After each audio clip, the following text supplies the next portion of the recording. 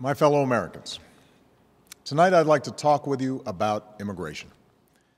A federal judge in Texas has put a halt to President Obama's efforts to reform the U.S.'s immigration system through executive action. The president's executive order was twofold: the implementation of Deferred Action for Parents of Americans, or DAPA, and the expansion of Deferred Action for Childhood Arrivals, or DACA.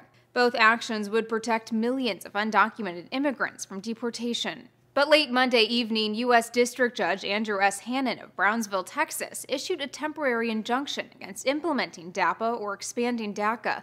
The application process was set to begin Wednesday. In his 123-page ruling, Hannon explains the injunction is meant to put the process on hold until the legality of the executive actions is sorted out. The temporary injunction is a win for Texas and the 25 other states who have challenged Obama's executive actions on the grounds they were made unconstitutionally and that they would be a financial burden if implemented. Texas Governor Greg Abbott, who's leading the challenge, praised the injunction, saying it was an example of the government's system of checks and balances. Immigration advocacy groups, however, had the opposite reaction.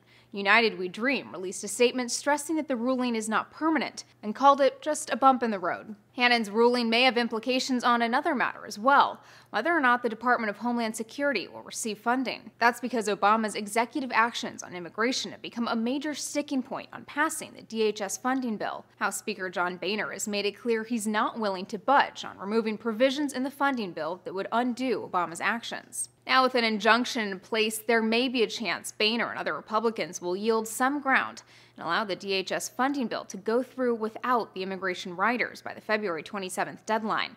The White House says it will appeal the injunction. For Newsy, I'm Elizabeth Hagedorn. Multiple sources, a broader view.